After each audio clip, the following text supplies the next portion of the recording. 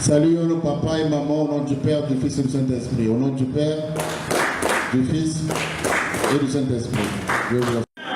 Au nom du Père, du Fils et du Saint-Esprit, comme nous le savons, nous fêtons aujourd'hui les 58 ans de la reconnaissance de notre Église. Un petit mot est prévu. Le signateur du document que le colon a acté était Papa Mfumwambanza. Cela nous prouve que, une fois de plus, que nous sommes dans une église qui est dirigée par le Père, le Fils et le Saint-Esprit. Papa Mfumwambanza a signé ce document. Ce document, pourquoi c'est lui qui l'a signé? C'est juste parce que c'est son église. Et l'appellation, la dénomination de notre église, c'est l'église de Jésus-Christ sur la terre, par son envoyé spécial, Papa Simon Kimbamba.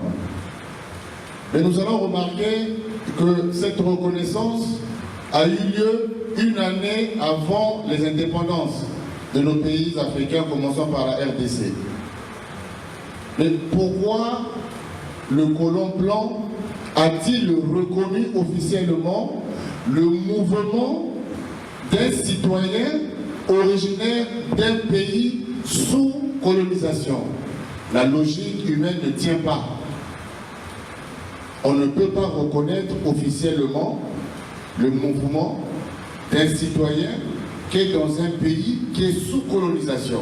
La logique voudrait que le colon blanc, avant de reconnaître officiellement l'église kimbanguiste, il devrait logiquement reconnaître d'abord l'État qui a donné naissance à Simon Kimbangu, c'est-à-dire la République démocratique du Congo.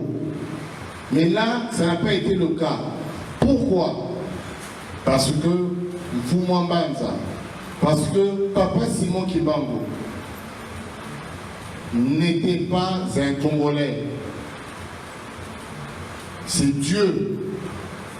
Il ne peut pas être limité par une nation.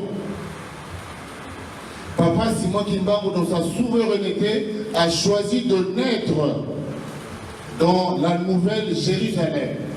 Mais il est au-dessus de la terre, d'où même ses frontières terrestres ne l'ont pas contenu. Son mouvement a été reconnu avant les indépendances. Et c'est lui qui a accordé l'indépendance à nos nations. Donc c'est pour dire que nous appartenons à une église qui veut qu'il y ait une nouvelle civilisation. La nouvelle tour de Babel dont Fumalongo a toujours parlé. Cette nouvelle tour de Babel que toi et moi avons freinée depuis 18 ans, je crois près de 16 ans aujourd'hui, avec ce conflit honteux que nous gérons chaque jour. Donc, chers paroissiens, nous sommes des kimbanguistes. Et être kimbanguiste, c'est celui qui tous les jours met en pratique la trilogie de nos papas. Bolingo, Mibeko, Misala. Pourquoi le bolingo? C'est dans l'amour que nous allons construire cette nouvelle civilisation que le Saint-Esprit est en train de bâtir avec ses propres mains. Car Dieu est amour. Pourquoi le Mibeko? Dieu est un Dieu d'ordre. Et qui dit ordre, dit Mibeko. Les Mibeko ne sont pas là seulement pour glorifier Dieu, mais d'abord pour nous protéger, nous, en tant qu'humains. Voilà pourquoi Dieu nous a donné les 10 commandements. Car au départ, il nous avait donné le paradis terrestre gratuitement. Et nos ancêtres avaient péché Adam et Ève. Voilà pourquoi il nous a donné les 10 commandements afin d'y accéder. Pourquoi le travail? Nkamba, nous connaissons nous tous que ce temple, Jean-Baptiste l'avait vu. Et il a écrit dans le livre d'Apocalypse. Le kimbanguiste que nous sommes, toi et moi, on a seulement été choisis pour matérialiser ce temple sur cette terre. C'est un privilège d'être kimbanguiste. Pour bâtir le temple de Dieu sur terre. Temple aujourd'hui que nous sommes en train de détruire, toi et moi. Et aujourd'hui, à l'entrée de 2018, de l'année centenaire, Vitry est né. D'aucuns avaient parié que Vitry n'irait pas au-delà de 2 mois, de 3 mois. Mais Vitry est là. Contre vents et marées, Vitry existe parce que Dieu l'a voulu. Et toi et moi, nous avons été choisis pour épauler Maman Christine, qui a reçu cette mission de son père. Car si son père n'était pas d'accord, si son père ne le voulait pas, aujourd'hui, Vitry n'allait pas naître. Ce n'est pas possible. Mais toi et moi, aujourd'hui, nous bloquons Vitry. Nous sommes membres d'une même paroisse. Nous freinons, comme nous l'avons entendu dans la prédication. Même la Misala, toujours freinés. Chers paroissiens, soyons vigilants, car le voisin le plus proche de Dieu, c'est Satan. Quand Dieu bâtit sa maison, son temple, le premier voisin qui cherche à acheter la parcelle d'à côté, c'est le diable, car il est là pour détruire. Soyons vigilants. Aujourd'hui, nous avons reçu la mission de bâtir le temple de Dieu. Même les mystères de Kokaté. Est-ce que vraiment il faut bâtir, il faut pas forcer. Dieu a dit dans sa Bible, mettez-moi à l'épreuve. C'est Dieu qui le dit. Mettez-moi à l'épreuve. Aujourd'hui, nous les fidèles de Vitry, mettons Dieu à l'épreuve. Aimons-nous les uns les autres. Aidons investir. Quand tu donnes à ton Dieu avec amour, Dieu te le multipliera au centuple. Est-ce qu'il va falloir forcer les gens? Nous sommes organisés dans tout ce que nous faisons.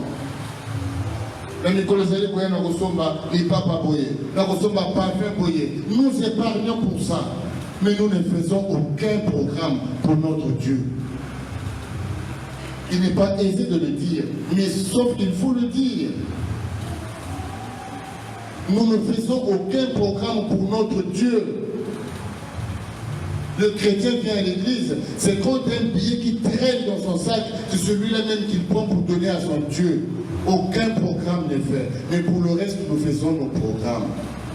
Le souffle de vie que nous avons, c'est Dieu qui nous le donne. À Vitry, nous n'avons que la salle à payer, papa et maman. Nous n'avons que la salle à payer. Maman était ferme dans sa position. Montrons la bonne volonté. Contribuons à l'œuvre de Dieu. nous nous réunissons ici pour glorifier Papa Simon Kimbangu. N'attendons pas qu'on nous pousse, mais faisons-le avec amour. Soyons habiles, soyons pressés. Les plus grands riches que nous connaissons, en dehors de ceux qui sont allés à gauche, à droite, mais la plupart, quand vous allez vérifier, ils payent même leur dîme. La dîme, elle est biblique. Nous, ici, nous ne payons pas la dîme, on commence par moi-même. Nous n'avons pas payé sur mon salaire. Dîme, on paye sa tête. Pour nous foutre à salle, on a beaucoup de macaques. Mon sous couteau, allez, nous avons payé sa tête. Mais l'idée, on traîne dans le zéro, kopesa na yote kuna balia na mbongo kopesa na yote kuna baza bien te oh nzambali ni nenge wala te soko mwini mutapisi conseil nenge wana azali moto malamu te. Servons notre Dieu, écoutons ce que la Bible dit. Mettez-moi à l'épreuve, vous verrez ce qui m'ont donné du Bongo. Il y a un Zambénaï, est allié. Mais toi, Dieu te bénira. Soutenons l'œuvre de Dieu dans l'amour, dans le travail et dans le respect des commandements au nom du Père, du Fils et du Saint-Esprit. Amen.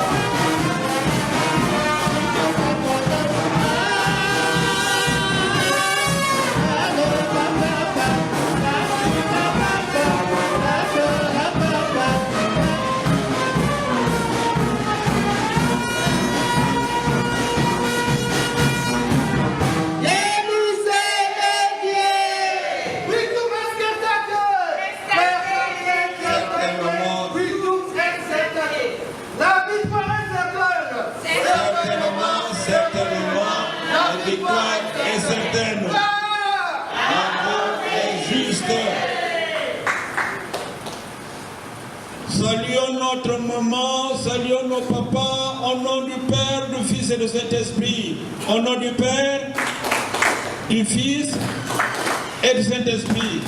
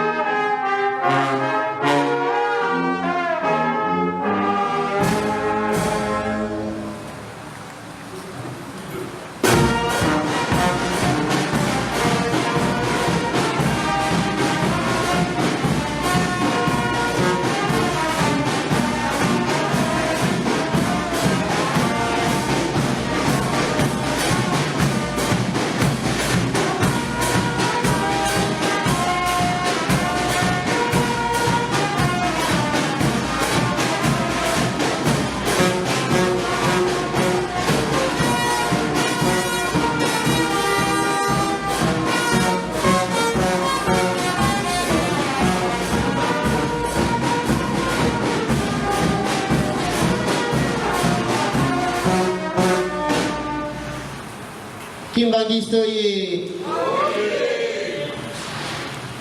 Bana Papa Simon Kimbangoye. Bana Papa Bulutu oye. Bana Papa Fumambanza oye.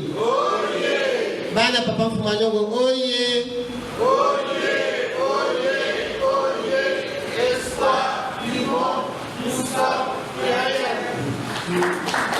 Centenaire oye.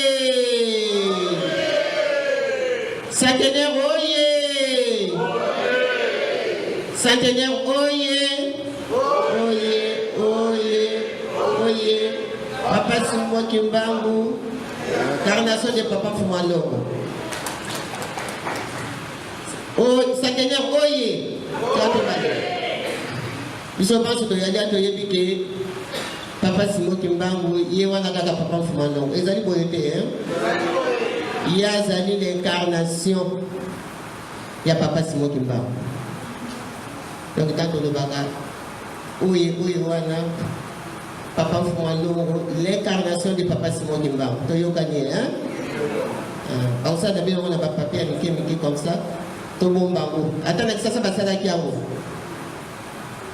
au combat ya tata ya mwana peli mosanto tozala na malobe belete na banza tata nzamba bongisi biso abateli biso semaine mobimba lelo toyo kokutana lisusu eyali bolingo tata nzambe likambo nyonso nzambe moto akopeselaka yango nzela tomoni bandeko na biso bawuti bisika na bisika baye kosangana na biso ekosalaka esengo mama na biso awuti mosika ya reine bandeko na biso mpe mingi bazali koya lisusu te nzambe apesi bango makasi toyo kokuta nao siki te tata nzambe nkolo yesu papa Simon Kimbangu ako akozala na biso azala mpe na bino ya solo lelo tolandi ndenge papa tokoteya biso ndenge tokolobaka mayo bakoteyaka biso mokolo na mokolo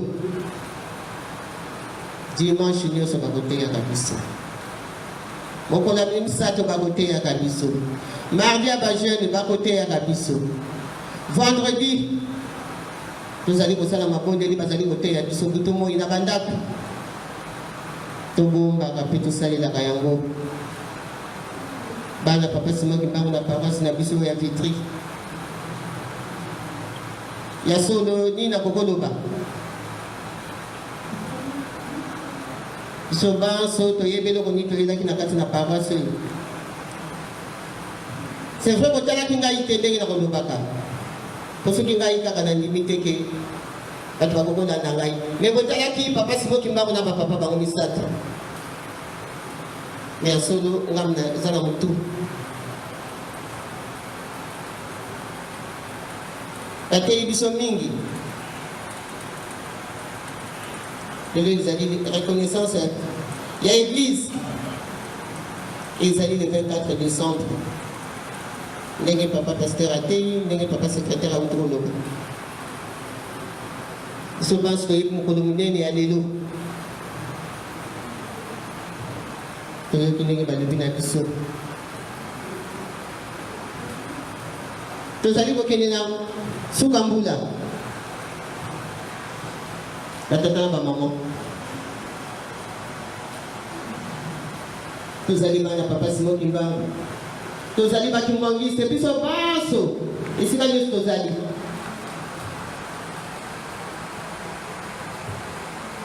tozali bakimbangiste ndenge bapapa na biso batikelaki biso ya solo nalandi papa pasteur ndenge auti oloba ndenge lingombe ekomi boye biso banso tozali na part ya responsabilité na biso moko moko azali na oyo ye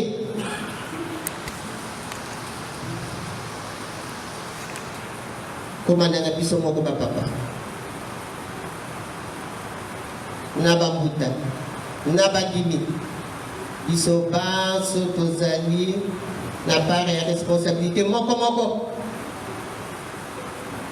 mpona nini biso tozali bakimbangiste tolobaki tobetaki mabaku tozali bato tobosani manso bapapa bateyaki biso bateyi biso bolingo mibeko misala mpo na ntango oza na bolingo te moyo ezala na mibeko eza te moyo osala misala ezali te mpo na nini aza na bolingo te ok papa lobaki biloko na misato tosaleli yango te mpasi na biso kosila te bolingo mote kokataka makambo nyonso tu ntango oza na bolingo ye makambo nyonso kokosala nzambe akofungolila bino yango nzela mpo na nini parceke toyokani ndenge bino boyaki na retraite awa nga nalobaki ezali retraite nalingaki motu nyonso fo ayeba koteya ayeba kosambela ata bana mike bana nsima mpe nde mosusu tokokobengaka bana biso ya mike mpe lenga liboso osambela eza te kaka mokolo kaka te tokoki mpe kobenga bana mike mpo tolakisa bango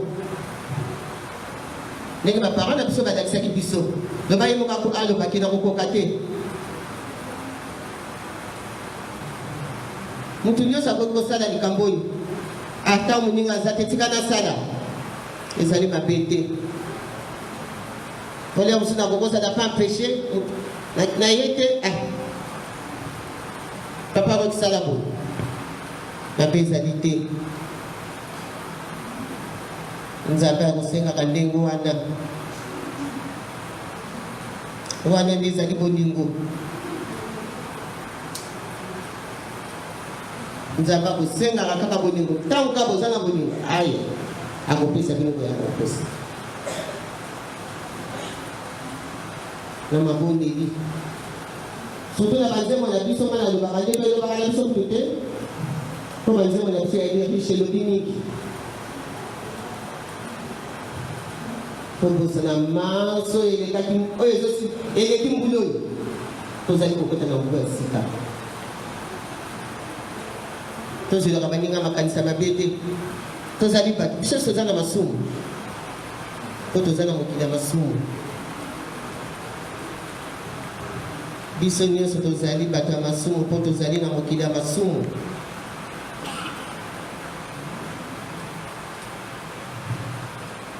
tobosana tolongola haine na paroisse oyo nalingi yango te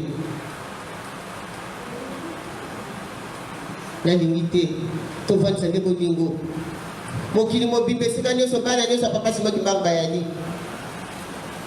ezali kaka te nalobela paroisse ya Vitry non mpo nalobela esika nyonso bato nyonso esika bayali bayoka tolongola haine toza kokota na mbula sika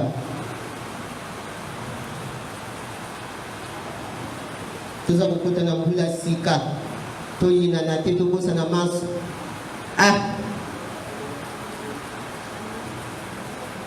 nasalaki papa Maurice mabe limbisa ngai eza kolika mapasi te kosenga bolimbisa omikitisi na yo bandeko banso esika bayali ezala bandeko na Virofle ezala na Saint-Denis na Saint-Ouen na Lomière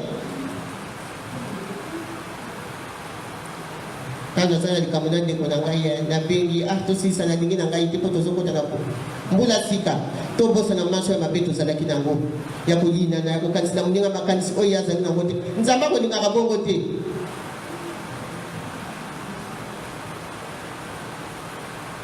kozwila ndeko no makanisi ya mabe te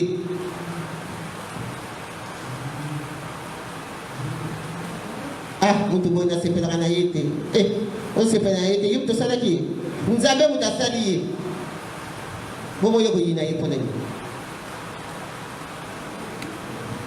te tolongola biloko wana nalingi yango te tolingi yango te biso banso mpe nayali toyalia nayebi ke bolingi yango te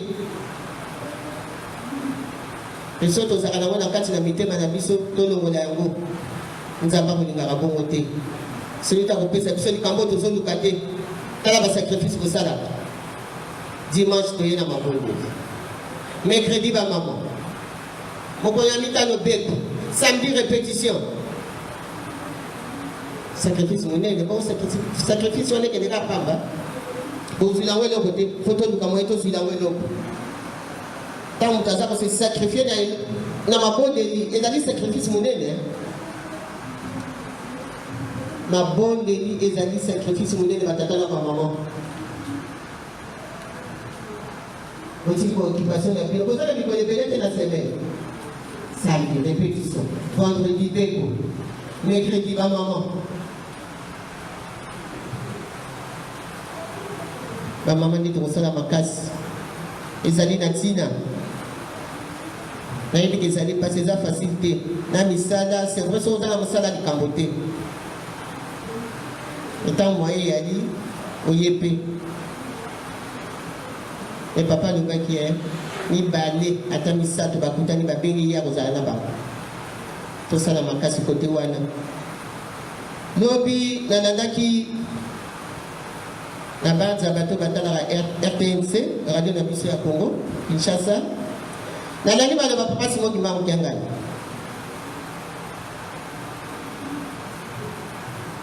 papa Simon lobi alobi batata na bamama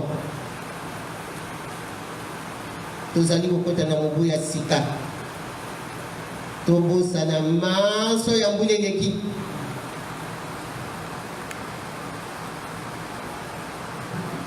tobosana maso ya mbula eleki tozala makasi na mabondeli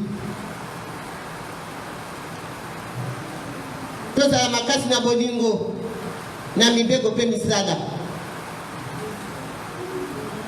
totala pasi ndenge ekoti na mokili na biso ya Kongo pasi ekoti na kati na mokili mobimba nabi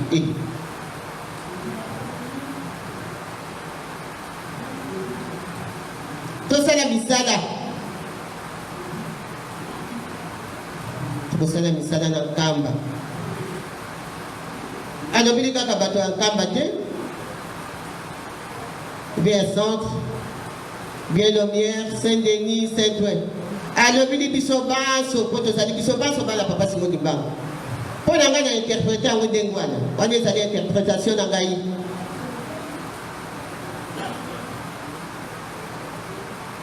misala tokosala na nkamba e biso mpe nzambe ntango akopesa bamoi tokosala biso banso fo tosala yango atangaki na ye te to ezali kaka bato bakosala te alobaki bongo te tosala misala papa Simon alobaki nalandi elingi koloba mingi na ndenge nga namoni yango na kosoba na ngai elobi mingi ngai na interprete yango na ndenge na ngai mpo bolingo moto kokataka makambo nyonso na mokili papa salisa biso mpo ayebiki biloko na misato bapapa batikelaki biso fumalongo aza kolobela butu moi bolingo mipe komisala papa kulutu mpo eza facile te na likambo nyonso soki volonté eyali okosala yango tozali na biso bapauvre te nzambe akoyalaka nde pauvre te nzambe oyo tosambelaka ya bomoi soki tolingi akopesa biso yango basekretare auti koloba na bino likambo nyonso soki olingi nzambe akosalisa biso toza na mpasi mpe akoki olongola biso yango mpe kei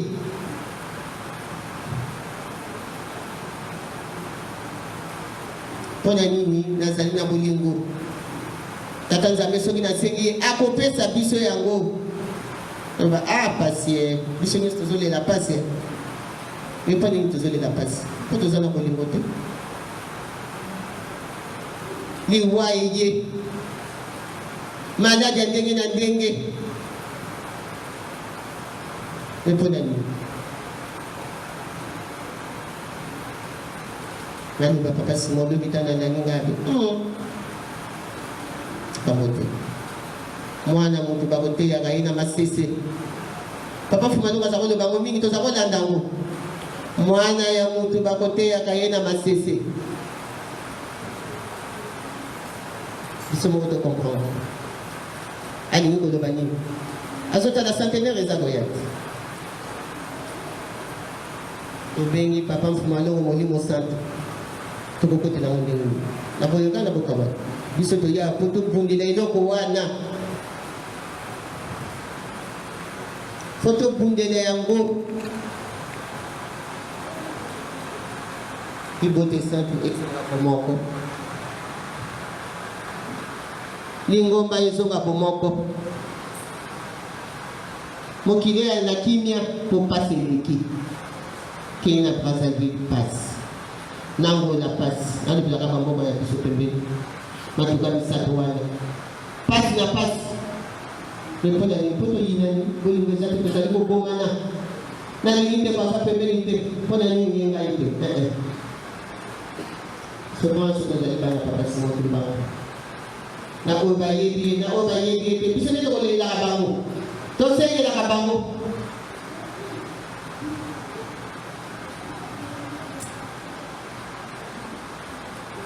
batikaki biso batumbangisi tokotikala batumbangisi papa aza koteya biso mokolo na mokolo baza kotia maloba bapapa toza koyoka tout à l'heure tokotia maloba papa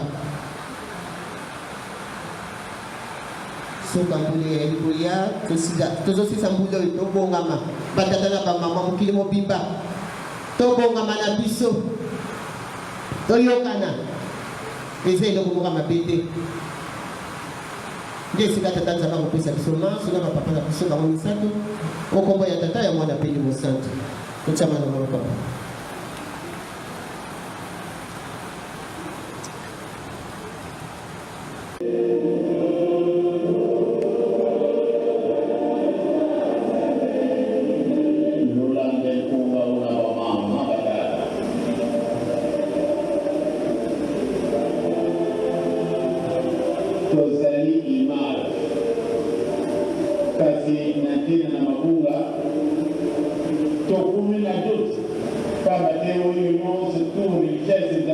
pesa kabisa esi bunga bona nini wote na maoni tunazokusana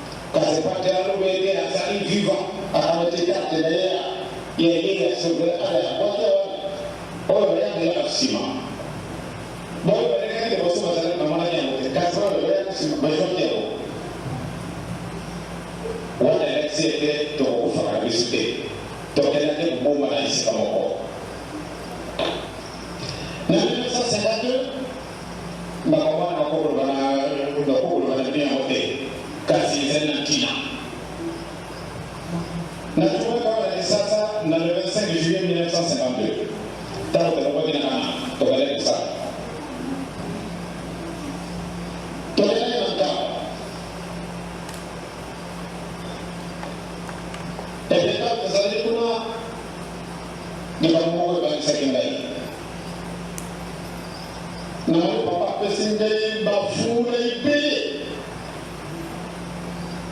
Nyambai na tara kime kwa fure ipele na kumemea mwende ligi.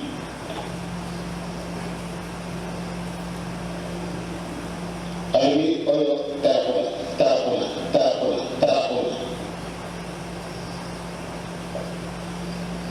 Elia solo. Ndai nene nabaki na papa. Mnengini wana. Ndio mkone soko kukiri fulao. Bagi moyo bako katawa. Pate bakada isikawa. Tara. Ya wana na wakina bilete na wana matata kususa kufanyika. Tumunutu na wakie. Na kaya kwa kutele isikawa na matata huyo wakomeka. Bakufati. Kwa sababu wana pesa na matuna. Eba huyo baba ukutika biso.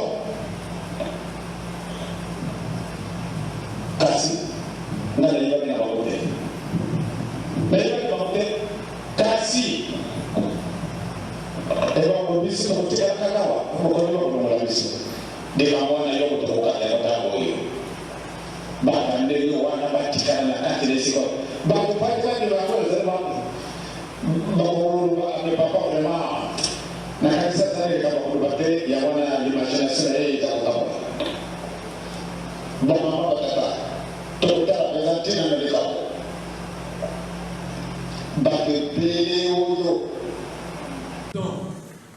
le conseil de moment, l'exhortation de moment, le conseil de Papa Mfumolong et l'exhortation de Papa Mfumolong, combien de fois elle est importante. Acceptons tout cela au nom du Père, du Fils et du Saint-Esprit. Au nom du Père, du Fils et du Saint-Esprit.